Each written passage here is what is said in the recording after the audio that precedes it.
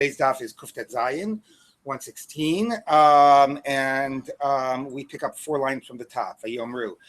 There were some questions yesterday, but let's read a little bit, and then I'll go back and I'll discuss the questions, because I actually did find some answers about them. Anyway, but we're dealing with the basic Mishnah that lays out, the order of who gets first, and the idea that you go down in generations to find out if somebody can replace somebody who's not alive before you go on to the next person in the chart. We'll review that again, but let's first get into the Gemara.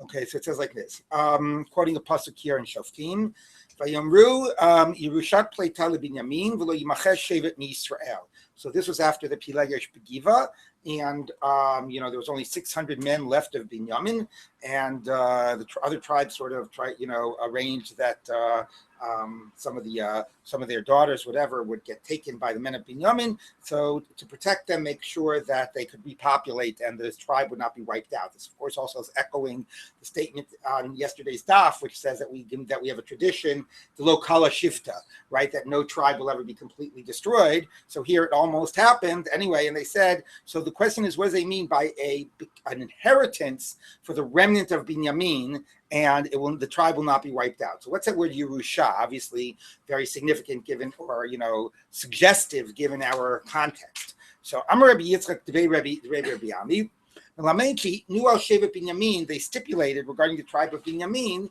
Shelo Tirash Bat Habein Im Ha'achim, that a daughter of a son will not get with his brothers. So see, now it's good you told me to take a picture of this, because now I have to erase this. Where's the eraser? Do we not have an eraser? Oh, I think I know. I think it's in another classroom. Oh, really? I think so. All righty. So, It's just my hand. anyway. That's not a good idea. All right. Anyway, we'll start just drawing it over here, okay? Here, but anyway. All right. So here you go. Guy dies. And actually imagine, let's call this guy Slavchad. Okay? No, not Slavchad. Chefer. Okay, thank you. Okay.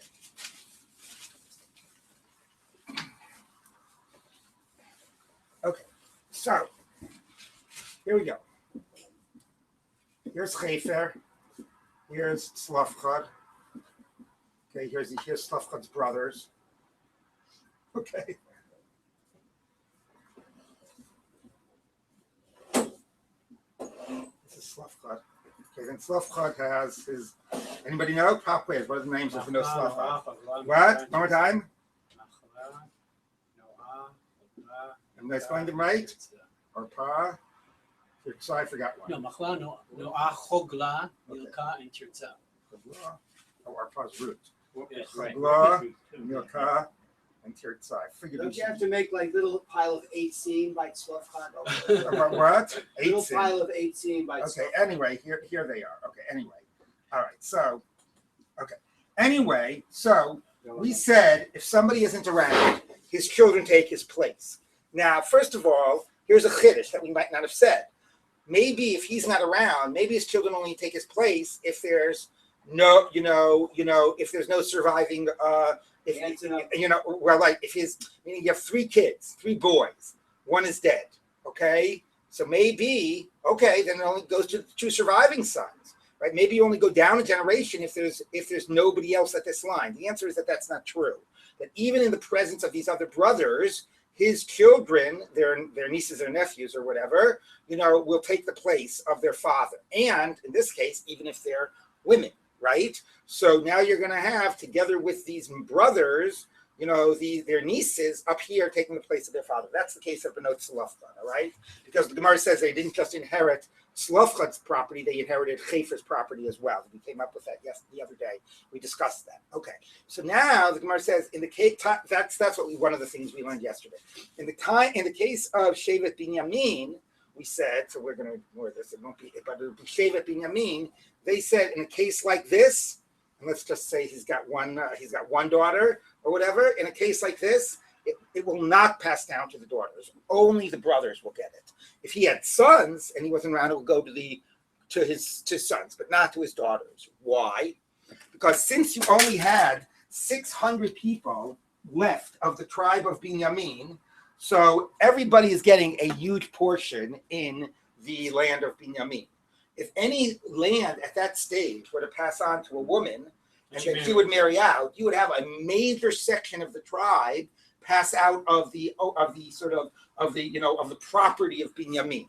So anyway, this does not prevent it eventually going to a woman, because you can pass it on to one of these guys, and then he can die, and then he could go to his daughter, right? We're not completely preventing it to go to a woman, right? But in the case where there are, where we could sort of a certain limited amount, we didn't say it never goes to a daughter, but if there's sons to give it to, we won't give it to granddaughters, even though the granddaughters should be taking the place of their father. Okay, so that was a special takana they made, not permanently, but until enough the generation could repopulate, and then we could allow. So this is obviously sensitive to the idea, right, that when it goes to a girl, it does go out of the tribe.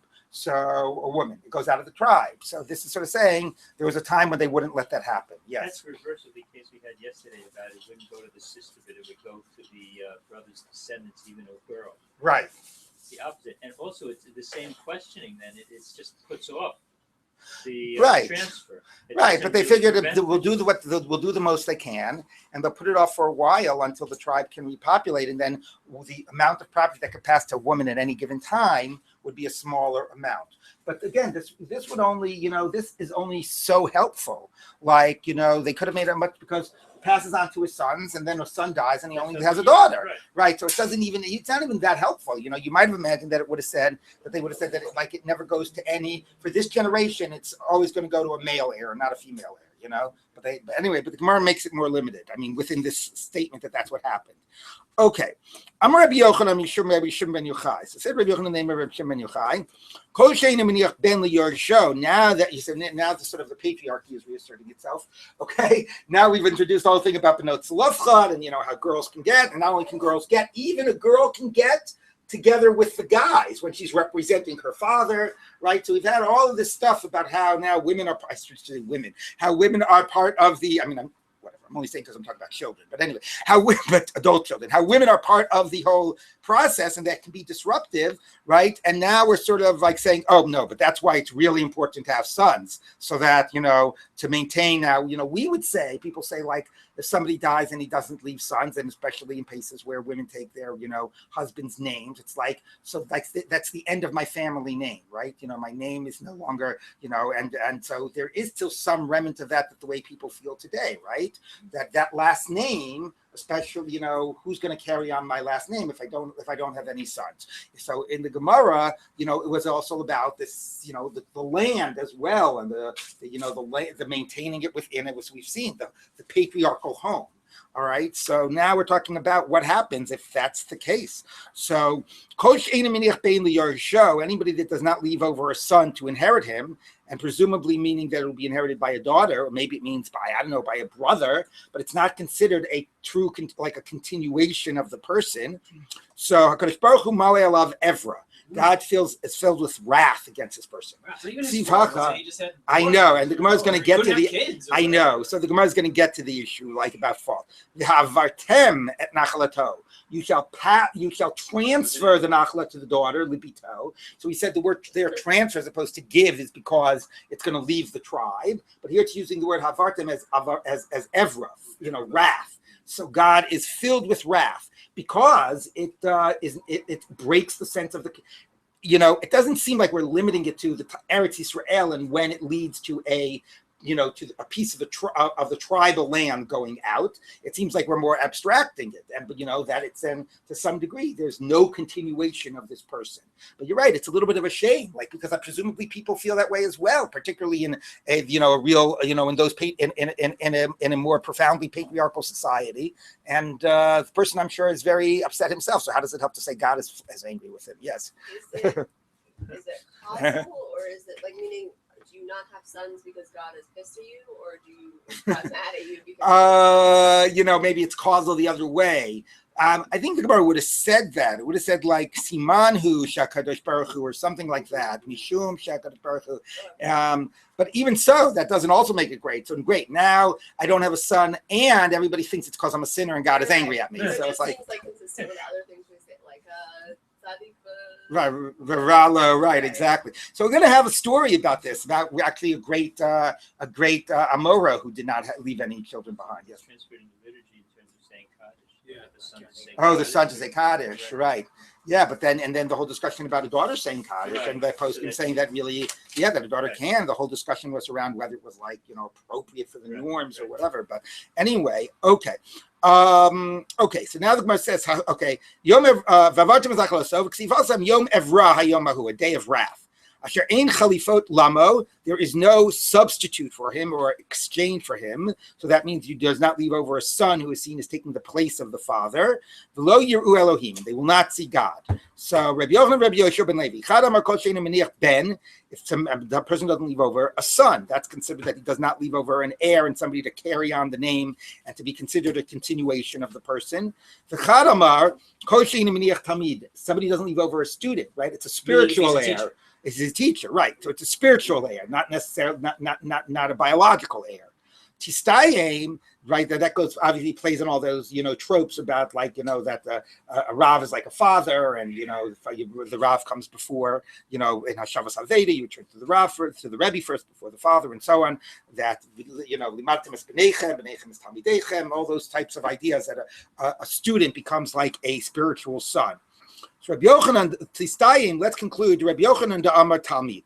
Rabbi Yochanan is the one that says that it means a student. That's what's so important. The Amar Rabbi Yochanan, because Rabbi Yochanan would say, Dein Garmei di Asira Bir. This is the bone of my 10th son. So this is a story in Brachot that Rabbi Yochanan will carry a small bone. The Rashbam says it was a tooth, because a tooth doesn't cause tumah when it's not connected to the body. He wouldn't want the kohanim to become tamei.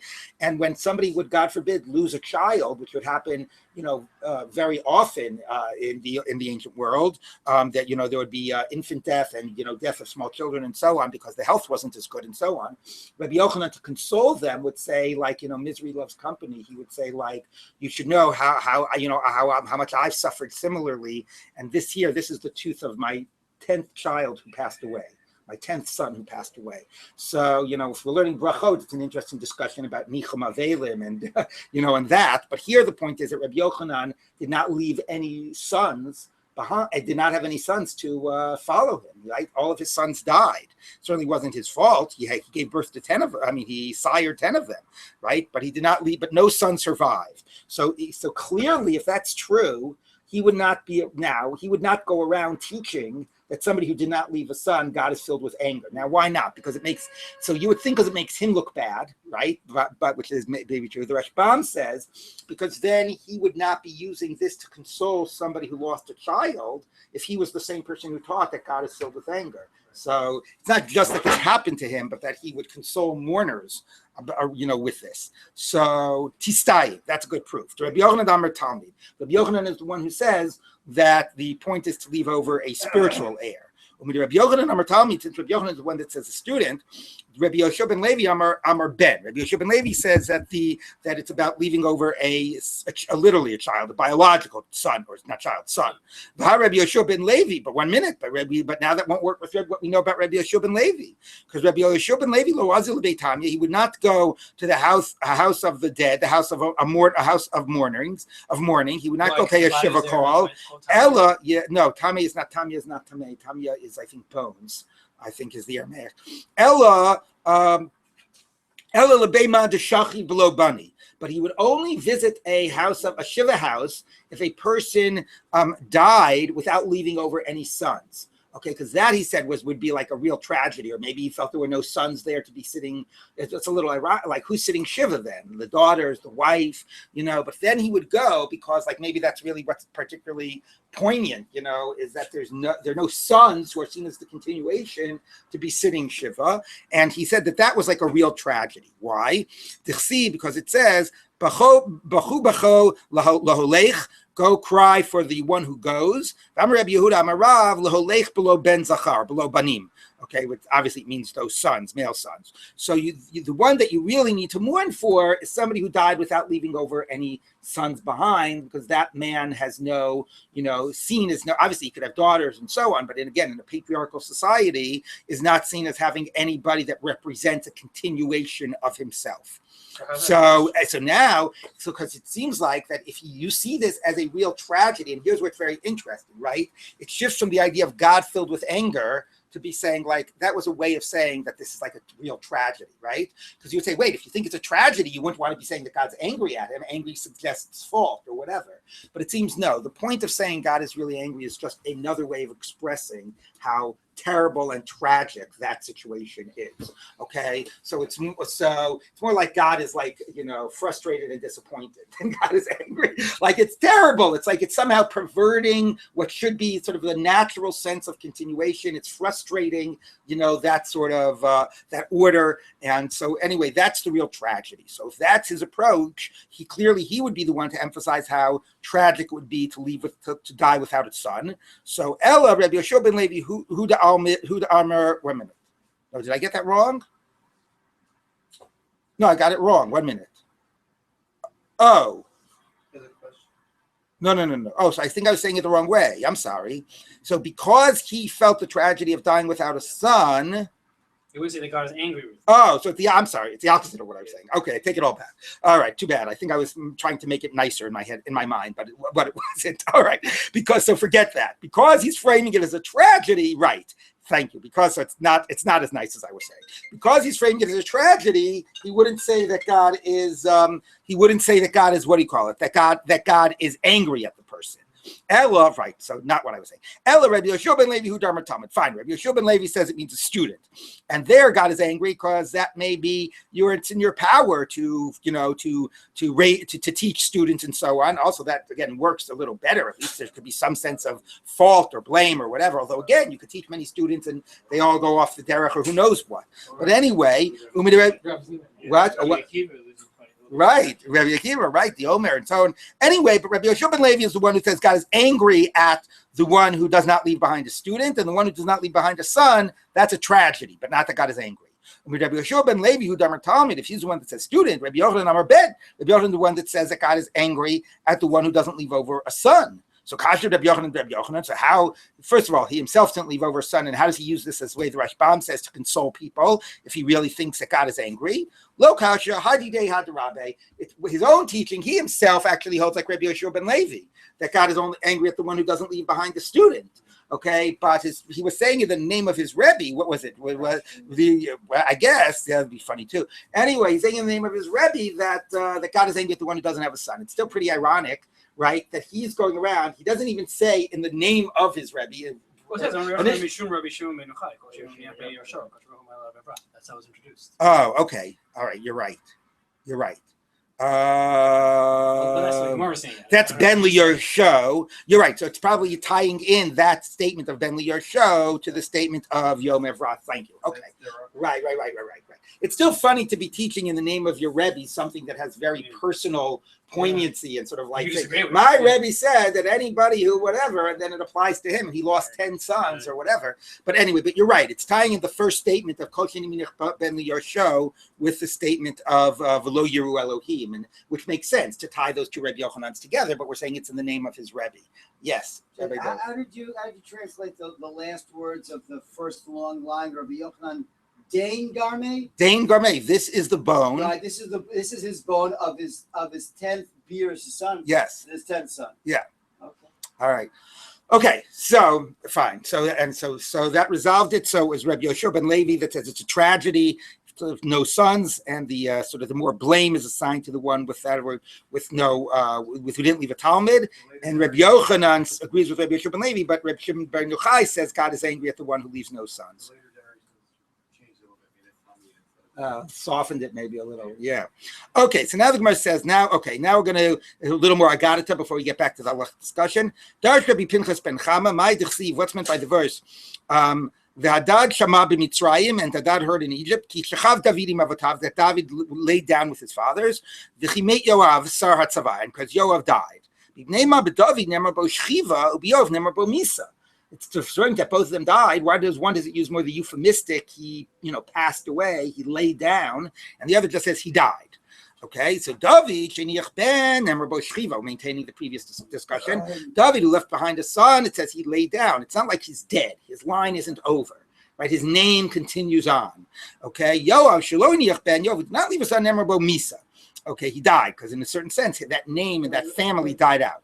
The Gemara says, "Yoav lo iniach ben." What do you mean he didn't leave a son? Vaksiv b'bnei Yoav Ovadia ben Yechiel. Oh, that's a little funny. Ovadia ben Yechiel. I thought it was bnei Yoav. Anyway, Ela David shiniach ben Kamoso Nemrabo Shchiva. So now it's an interesting conflation of the idea of son and Talmid, right? It's like it's not just a biological son, it's a biological son that somehow, embodies your values and your virtues and so on. So it's also like both a biological and a spiritual heir. So it's some combination of the two. Right, I said that before. That was about Talmidim in general. So that was the earlier debate. But here when we're saying Ben Kamoso, we're sort of bringing the two together. Okay? Ben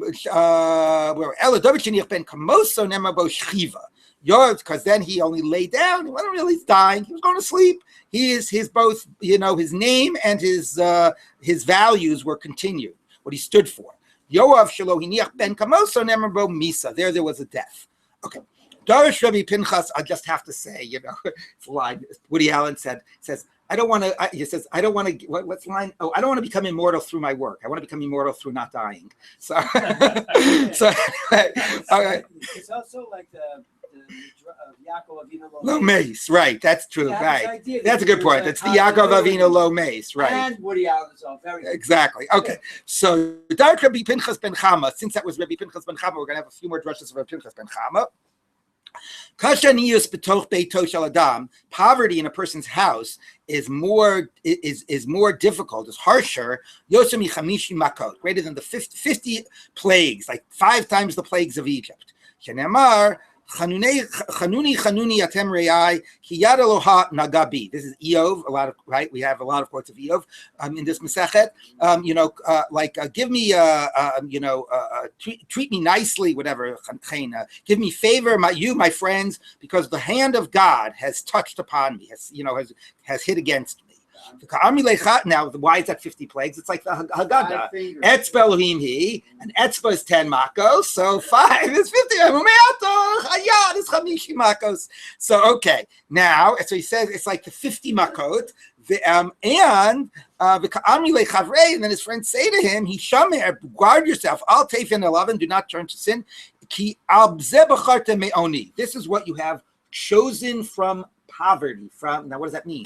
So the way the Gemara is reading it is, at least whatever happened to you, your sons died, your daughters died, you have all these, whatever, these, your body is filled with with warts and whatever it is, your cattle died, but it's better than being poor. Yeah. I thought everything got... So Tosa says, what do you mean? His cattle died. Fine, his cattle died, but he still had a lot of money cash in the bank. That's the way Tosa says. So somehow it says, at least it's better than being poor. So you see, poverty is worse than this, which is equivalent to 50 plagues. I guess all the call okay. Coming up doesn't say you'll be poor. That's true. Darash Rabbi Pinchas bar Chama. So fine. Rabbi Pinchas bar Chama also explained. It's also interesting in the context of this parak, which is all about inheritance. Right. So anyway, if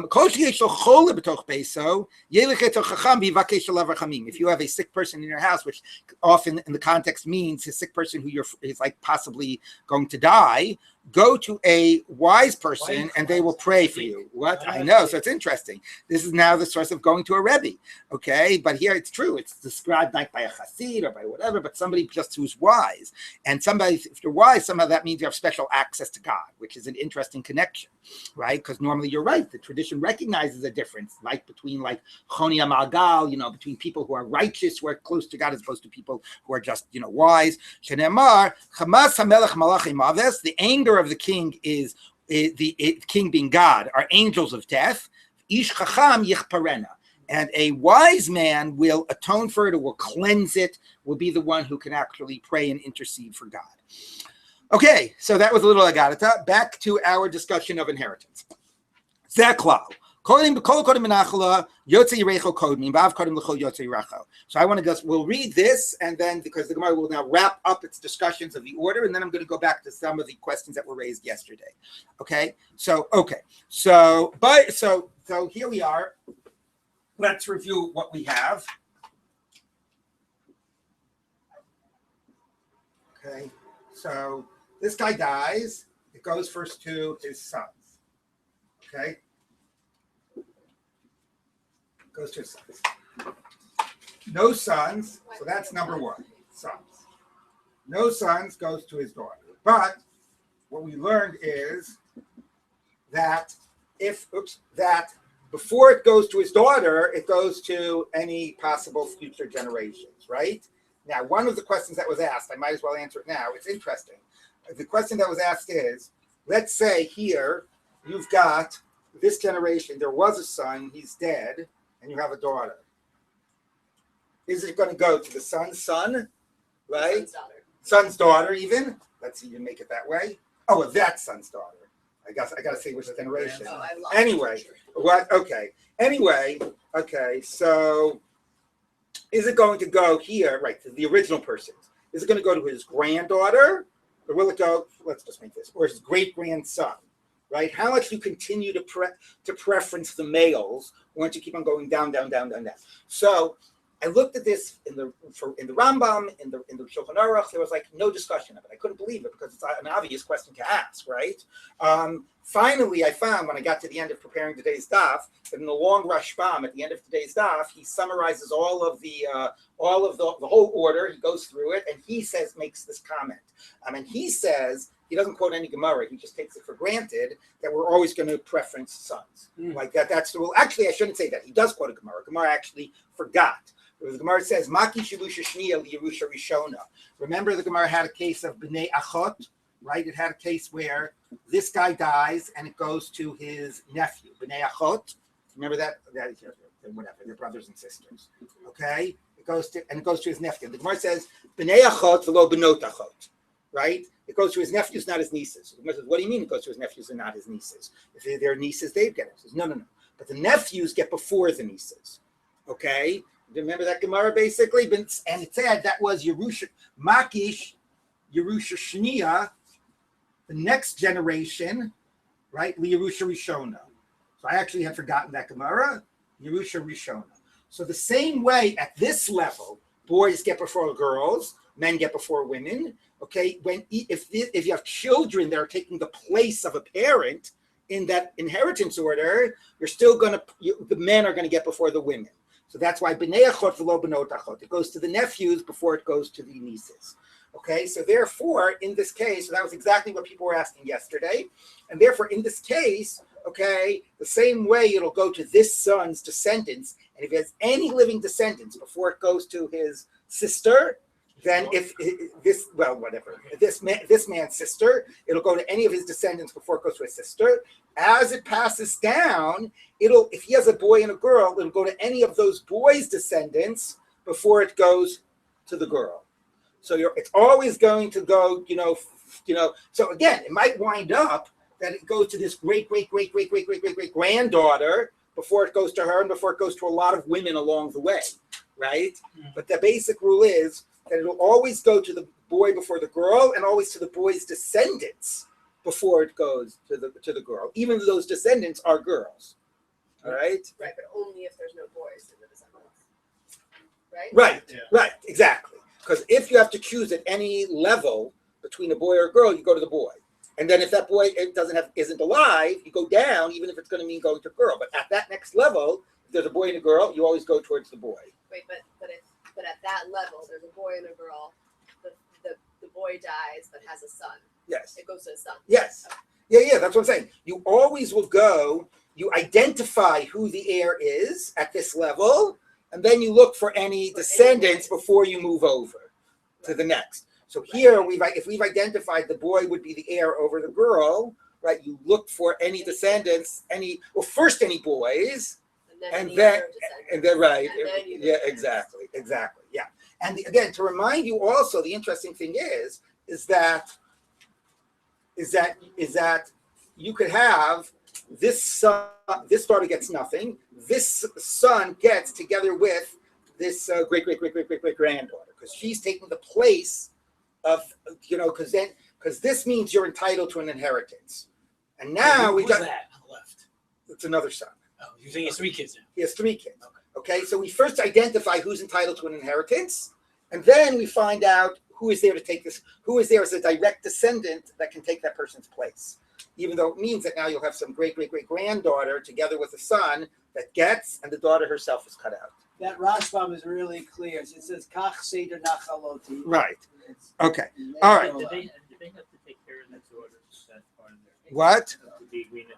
If that daughter's not married, they have to take care of her. Yeah. So she's provided by the estate before she gets married. Okay, so now the Gemara says like this: Boy Rami Bar Chama. Okay, everybody. Boy Rami Bar Chama. Avi ha'av v'achei ha'av. Kigon Avraham v'Yishmael b'nichsei Esav. Ha! Bet you weren't expecting that. We were always talking about Reuben and Shimon, but we don't want to talk about. If we're talking about somebody dead, we'd rather it be that Esav be the one who's dead. So Rabbi Dov, don't distract people. So, so you have. Said that to me since 3rd grade. Okay. So you have Abraham. Okay, Abraham. Who are Abraham's sons? Everybody. Ishmael. Ishmael's a Bechor, actually. Ishmael and Yitzchak. Okay, and Yitzchak's sons were. Well, Esav also was the Bechor. Okay. All right. So. All right, everybody, you all passed Bible 101. So, okay, you wanted to know, okay, Avram and Yishmael, they're alive, and Esav dies, and Yitzchak is dead, okay? So who's going to get Esav's inheritance? All right, so, and Yaakov will be dead for the purposes of this, all right? So first you would go to his kids. He doesn't have kids. Then you would go to his father. His father is dead. Right, everybody remember that? Yeah. Avram outlives all the grandchildren. Yeah. Right, this is not the real case. Then he goes to father's dead. Then it goes to his brother. Brother is dead. Okay, so now the question is, do you go to his grandfather or do you go to his uncle? Right? Achei ha'av or the father of the father. So, Avi ha'av, right? The Achei ha'av and Achei ha'av. Avram Yishmael b'nichsei Esav. Esav and Kodein. Which one comes first? So Amarava Tashma Av Kodem L'Chol Yotzei Recho. So he says, well, the father comes before all of his descendants. So that means that the father would have to come before. So Avram comes before Yishmael. What? Abraham comes before Yishmael, right? Hold on, let me just. I do understand that. Hold on, wait a minute. Because Yishmael can't inherit before his father does. Right. Hold on.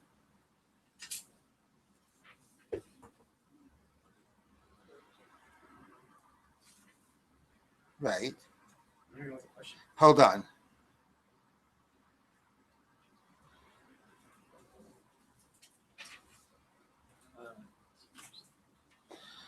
Oh, okay, right, fine. Okay, yeah, they're right. There isn't a question. Okay, fine.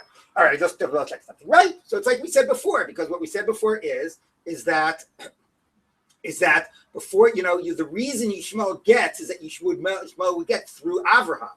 So remember the basic rule here is, right, if any particular person, there's really only 2 things you have to know. Ben, and then Bat, and then Av. And everything else follows from that. Okay, so first you go to a son. No son, you go to a daughter. No daughter, you go to a father. No father, so then you go to this rule again. So then you go to the father's children, which is this man's brothers and sisters, right? No brothers and sisters, then you go up again to the next father, and then you go like that. So you're constantly going like that, okay? That's basically how it works. So that's ha'av kodem l'chol yotzei recho. So Esav dies, it would go to his children. No children, it goes to Yitzchak. Yitzchak isn't around, goes to Yaakov.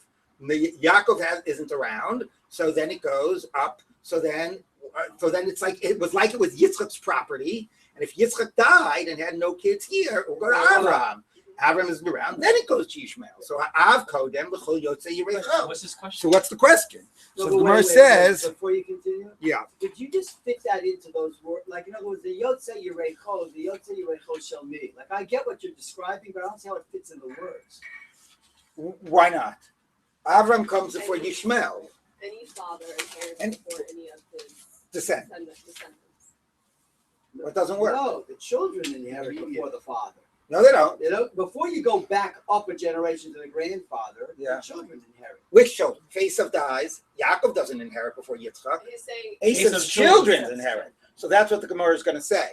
That Yotzei Reicho only means the first That's generation what I of the was father. asking. Right. But So the it Gemara must says, be Virami Bar Chama, so now that's what the Gemara is going to say. Virami Bar Chama, Agav Chorfei Lo Ayin Bey. Rami Bar Chama, because he was so sharp, he was thinking about speculative questions, and he didn't realize it was already basically answered from the Mishnah, that Av Kodem L'Kol Yotzei Reicho. But now the Gemara is going to get to Rabbi Dove's question, which is it's not really true, it's L'Kol Yotzei Reicho, because that would mean that if Esav were to die, Yitzchak would get before Esav's kids, and then kids would never inherit if we really treat L'Chol Yotzei Reicho literally. So that's what the Gemara is going to next get to. No, Okay? that's when it says the whole Yotzei Reicho, right? Well, let's see. Okay, so by Rami Bar Chama. So here's the question of Rami Bar Chama. Avi ha'av ve'achiv kigon Avram v'Yakov b'nechsei Esav. Okay, so now we want to know. Forget Yishmael. Okay, so who to give it to? Yaakov or Avraham? Now, based on Yaakov's alive, based on the principle I told you, you go to his sons. No sons, you go to Yitzchak. Yitzchak isn't alive. It goes down to Yaakov. Okay. But if it says, but here's the question that Rabbi Dov asked. If we say Ha'av Kodem L'Chol Yotzei Yerecho, so maybe we obviously know Yochol Yotzei Yerecho does not mean direct descendants of the dead, right? Direct descendants of the dead obviously would come first. But once we're not dealing with direct descendants of the deceased, maybe Abraham should come before any of his descendants. Once we've excluded the obvious case of the direct descendants of the dead. So in this case, maybe it should go to Avraham and not Yaakov. Okay? So that's the whole Yotzei Yerecho. So Kigon, Avram v'Yaakov b'nichsei Esav. Eze mehem kodem. Amar Rava Tashma. Av kodem l'chol Yotzei Yerecho. Okay? What does that prove? It doesn't really prove it. I mean, that's what we're questioning what that word means. But what Rava is saying is, that means that Yitzchak inherited, and conceptually, even though he's dead. And once Yitzchak inherited, and then Yitzchak isn't around, it's obviously going to go to Yaakov. But it doesn't really, whatever. The problem is he's not addressing the meaning of the words L'Chol Yotzei Reicho, which is what the Gemara is going to say. Rami Bar Chama Yotzei Reicho Shalo v'lo Yotzei Reicho Shel Beno. I'm sorry. I apologize. Rava first actually thought that the answer was. I got confused because of the little aleph of halacha. But Rava actually gave an answer that is not the halacha. Rava actually gave the answer that it is Avraham. Right? That makes sense why he's saying it. The question is, so Esav dies, who should get it? So Rava says, what do you mean who should get it? The Av is Kodem L'Chol Yotzei Reicho. He's reading that phrase literally. Avraham gets it before Yaakov. That's right. All right, now, I don't think we're saying he would get it before Esav's kids. No. But bracketing out the direct descendants, once you're somewhere else in the chart, Avraham is going to get it before Yaakov. To the grandfather. Right? Rami Bar Chama, and Rami Bar Chama said wasn't so sure. Yotzei Reicho Shelo v'lo Yotzei Reicho Shel Beno. No, Yotzei Reicho means only his first generation descendants. He would not come before his son's descendants, okay? Which is basically, and that's the way we actually rule, like Rami Bar Chama, not like Rava. But it's funny that the Gemara did not have that clear, because that phrase, L'Chol Yotzei Reicho, sounds that Avram would come before Yaakov. But Rami Bar Chama says, no. It just means that at the first generation, you don't go to a brother before you go to a father. It means if Esav dies, you don't go to Yaakov before you go to Yitzchak. Okay, he comes before his first generation of kids, but he doesn't come before his second generation of kids. Okay, Hachanami Mistavra. You know what? That reading makes more sense. Diktani Zehaklal. Kol Kodem Benachala Yotzei Reicho Kodmin. Anybody who comes first, his descendants come first. So, okay, the Ilu Isal Yitzchak, had Yitzchak still been around, Yitzchak Kodem. So if Yitzchak was alive, he would have gotten from Esav. So now he's not alive. So what's the rule? If somebody isn't alive, who do you give it to? His kids. Right? Remember this whole chart here? If this son isn't alive, you find a descendant. So the Gemara is saying, fine, let's look at this. Esav, he has no children, none of them, so it goes to Yitzchak. Yitzchak isn't alive. What's the rule when somebody isn't alive? You find a living descendant. So you go to Yaakov. So Yaakov is taking Yitzchak's place, and you follow that order before you go to a different place in the chart, right? So that's the logic here, and that's important because at the end, they collapse to some simple rules, okay? The reason you don't go to Abraham and instead you go to Yaakov is because if somebody isn't alive, you look for a direct descendant to take their place before you move to a different place on the chart, okay? So the person himself dies, you looked for direct descendants, right? And then that was this whole chart. If there's a boy and a girl, it goes to the boy. If the boy is dead, you look for a direct descendant of the boy. You look for direct descendants, always following the males as opposed to the females at any particular level. Okay, if there's no direct descendants, you move in the chart. So where do you move? You move to the father. That's all you have to know. Son, daughter, father. And that if the person isn't around, you look for their descendants. So the father isn't around. Before you go anywhere else in the chart, you look for their descendants and you give it to Yaakov. If there's no descendants of Yitzchak, then you move in the chart and you go up. If Yaakov, in your chart, if Yaakov would have been Yaakova, a sister, she would have gotten before Abraham also. Yes, exactly. So there's a deep idea here that's like Yibum. In other words, a person can replace another person in a way for some type of continuity. Right, and the whole drasha that we learned that you go for direct descendants of Ayena love is a similar drasha we make for Yibum. Exactly, that any descendant, boy or girl. So there's a deep idea of continuity and name and place that's underlying all of this. Correct. Okay, the Yitzchak Kodem, Haftanami Delesi Yitzchak Yaakov Kodem, Shmamina. So you see, that's the point. That before you're going to go up to Avram, even though the principle says L'kol Yotzei Yericho, you cannot treat that too literally. It basically means to his first descendants, because we follow the more dominant rule, which is before you move in the chart, you look for direct descendants. Okay, so there's a couple of rules. Basically, all you have to know is this. Okay, if you want to, you could say these are the three people in the chart and the order: Ben, Bat, Av. Okay, that's point number one. Point number two is before you shift over to a daughter or to a father or whatever, before you shift, look for direct descendants. And the descendants, and I think there was only one more rule that I wanted. Was that the only rule? Before going back to the previous generation. No, before you go down, whatever. No, before you move from a boy to a girl, or from a girl to a father, before you move anywhere on the chart, look for direct descendants of that person. Right, and I guess the other thing is that even in the direct descendants, okay, boys come before girls, and those three rules basically cover the whole thing. Yeah, that's rule one, Ben Bot. Yeah, but that's even if you're going. I know that's just Maki Shirusha Shniya Yerusha Rishona. That's it. That collapses all of them. It's pretty interesting that you can collapse it to those rules.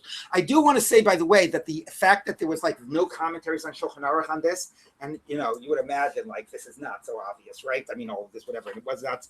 Anyway, to me, as an indication, I would have to research it more. But I just imagine, I think it was probably rare that they actually implemented this, probably because of wills, that they use wills, but still people would have died without wills. So, I don't know exactly how they would have handled it. I do want to say one other thing, though, that's important, or two other things that I found in trying to research some of this, and then I found it was in the Rashbam. But in the course of researching that, I found two interesting things. Number one is the Ramah says, I'm surprised nobody here asked this question. Michael, you should have asked this question, which is, I'm teasing you, let's say somebody dies and you don't know who the father is, and they leave over no children.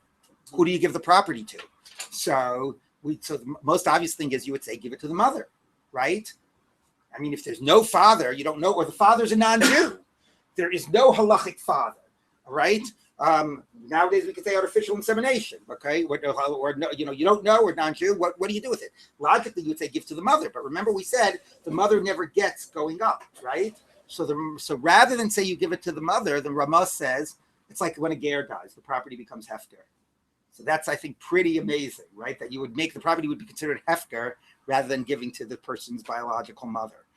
So that's one really interesting thing I found out. There's another interesting question, which is a story about a guy that had a whole fight with his mother, and then he basically, the town made him swear, like take an oath and whatever, and say, I am completely removing myself from my mother's inheritance, and I have no portion in my mother's inheritance. Okay, and he did a kinyan and a shvu, and who knows whatever he did. I don't know if he did a shvu. Anyway, then his mother died. And then he said, I want my mother's inheritance. So basically the poskim said, look, this goes back to this issue that it's not just dina mamanis, right? I said before I discussed this in the context of dina de malchusa dina. It's not like a decision between two parties that you can remove yourself, and say I'm waiving my rights or whatever. It happens automatically.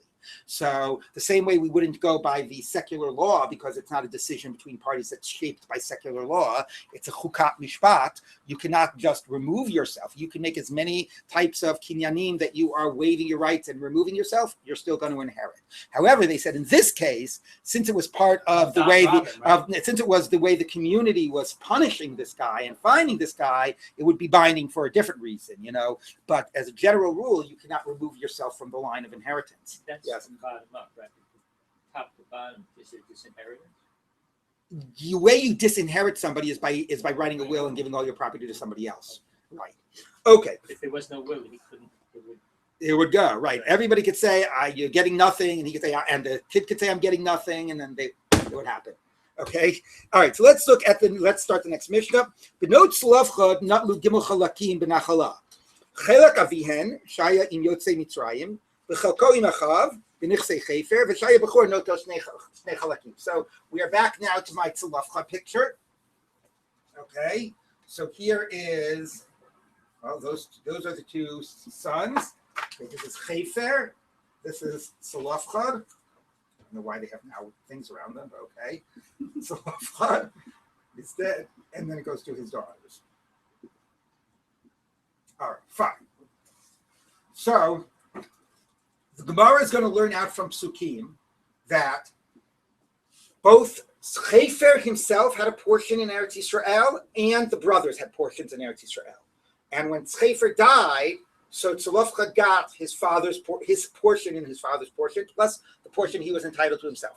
Why did they all have portions in the land of Israel? So the first key principle is Liyotze Mitzrayim, right? Nechlaka haaretz, which basically means they're all going in, right? It's the end of a midbar. It says La'ela techalei haaretz b'nachala. So La'ela, you would think it actually means to the generation that's about to enter in. Okay, but according to this approach, you looked at all of the people that left Mitzrayim. First of all, I expressed like you probably first, figured out which tribe gets which, right? And then within each tribe, okay, Shevet Dan gets this area. Let's take a list of all the names of the people left Mitzrayim. There were 100,000 men or whatever left Mitzrayim or whatever it would be. We're going to give each one 100,000. We'll divide it up into little squares. So for Dan, I'm talking about within a particular tribe, because you first have to decide the nachal of the tribe. Okay, whatever, that's a little bit debated. And then they get it. And then if they're alive when they enter in, which they won't be unless they were under 20, okay? If they were alive when they enter in, they'll hold on to that portion. If they died from the time, you're all doing this retroactively, because you're doing the division in the time of Yoshua. But you're retroactively pretending as if those that left Mitzrayim got Eretz Yisrael. It's a very profound idea, right? They were promised to enter in. They didn't enter in, but conceptually they inherited Eretz Yisrael.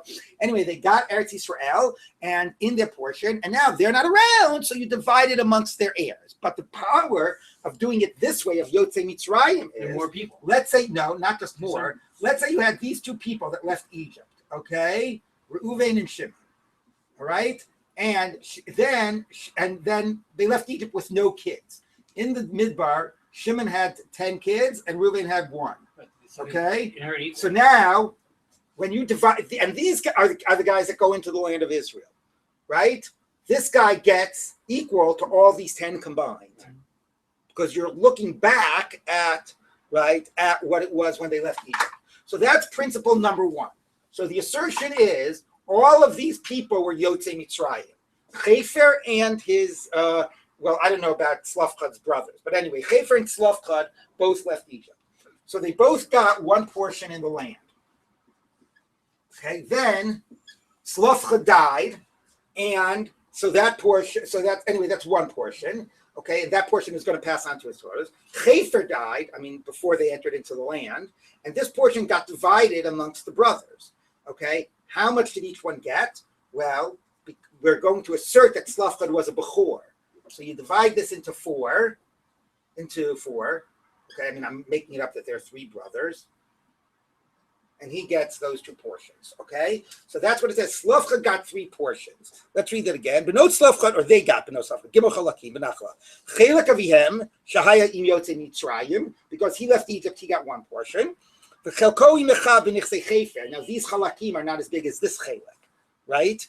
Right, you see that these Chalakim are right.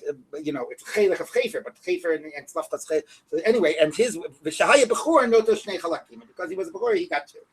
So now the Rashbam says that what this is teaching us, other than a historical interest, something of historical interest, is number one, the division went to the people who left Mitzrayim, not to the people who went to Eretz Yisrael. It was defined by that. Number two, although we know if somebody isn't around, his descendants get, you might say, well, that would only be if there were nobody else at that generation. You might think, give it to the brothers, and maybe boys or girls, nobody is going to get down here. You'd rather give it only to this generation rather than to some lower. No. That the lower generations replace, even if they're women, they replace, and that's chiddush number two, that they actually are going to get what he got from Chefer. Chiddush number three is that he gets pishnayim, and this is a chiddush because he's already dead when Chefer dies. So when somebody dies and his firstborn son is dead, does the firstborn get a double portion that passes on to his heirs? Like, you could understand saying, like, I don't think so. Does that make sense? Like, logically, if they're first, but no, the halacha is that since his daughters are taking his place, right, and if he were alive, he would get a double portion. Even when he's dead, he gets a double portion. Okay, so now that's the flip of the general principle is ein habechor nota b'roy kebemuchzak. You might remember that. So which is, let's say the opposite happened. Let's say Chefer died, and he got his whatever double portion from Chefer. Then Chefer's father died. Okay, then it would had Chefer's father died first. Chefer would have gotten it, and then he would have given him a double portion, right, of his father's. But if Chefer's dead, he's not going to get a double portion from up here. So it only is what Chefer has in his possession when Chefer dies. That's the principle, that it has to be muchzak in Chefer's possession. Okay, but he doesn't have to be around to receive it. If Chefer has that, he gets it, and if he's not around, his kids get it. You had a question, Jenna? Well, yeah, because now I'm confused. When you said it like that the kids are going to inherit even if they're girls, right? Right. Before that, so then I'm confused about when we did that long generation of descendants before, where we said the boys get preference even if they're in a lower generation. Right. Isn't it just like passing down, and then like, okay, this guy 3 generations later should get it, but he's dead. He has a daughter and a grandson. Right. No. So what I kept on saying there was that you prefer the boys at the same level, meaning, so if they're you don't go down to look for more boys. If at this level, right, there's a boy and a girl, you give it to the boy. If the boy is dead, you give it to the girl, and you don't look for replacements. The grandson isn't preferable. Right. Over but if at a given level, right. Okay. No, wait. No. There's two scenarios. Okay. One. Wait. No, maybe I misstated it. Hold on. Let's see. The guy dies, and he's got a son and a daughter. So if the son is dead, you're right. You do keep on going down. Okay, hold on. You do keep on going down a generation. Going down, not across. That's why. Right, you're going down a generation if the son is dead. Oh, but no, your question was if the daughter here is dead, you would not prefer her son over sister. Right, you would not do that. Okay. Okay. You're always looking. The down generation is to replace. Never gets more than the person they're replacing. Right, if you think about it that way, if you're a boy down here, you don't get you function as a woman at this stage. You know what I mean? You never get more than the generation that you are replacing. you get as much as. Here they're girls and they're getting together with their brothers. I mean, that's a good way of thinking, right? Just think of them as the replacement for that, not for them as themselves. So because they're replacing their father, they get together with their brothers and they get a double portion, and they're girls. Okay, but the flip is, if this boy is down here and his mother is dead, he's not going to trump his aunt. He'll get together with his aunt, but he's representing his mother. Okay, so it's never, and when you're going down a generation, it's who you're representing, not who you are. Is that pretty? But it's how if it wasn't his mother, if it was his father. If it was father, then he would get before his aunt. Even if it was a daughter, she would get before her aunt if she's replacing her father. For the same logic, you are the person you're replacing. You're taking the role of the person you're replacing. All right. I want to say one more thing just about this, which is part of the chiddush here, though, is because of this principle that a bechor only gets in something that's muchzak. Question is, what do you mean it's muchzak? It's Eretz Yisrael. They left Mitzrayim. They never had it in their possession. So the fact that you're going to have the rules of bechor and he's going to get double is another important assertion that this Mishnah is making, which is Eretz Yisrael muchzaketi. Okay. So it's already considered, not only do we think the people left Mitzrayim were deserving to inherit, but it's considered that they already inherited and they were already muchzak in the land of Israel, and therefore the laws of Bechor apply and he gets the double portion. All right. Well, now we got it all figured out.